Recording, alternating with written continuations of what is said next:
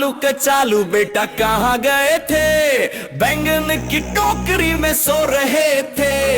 बैंगन बोले उठो भाई उठो, सूरज आया अब तो जग जाओ। आलू बोले जरा और सोने दो, सपनों में आम को घूमने दो।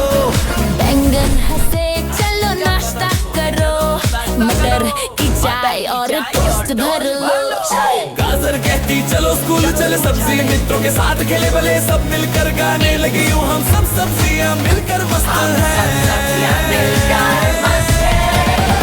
आलू कचालू फिर हंस पड़े, बैंगन के कंधे पर नाच पड़े।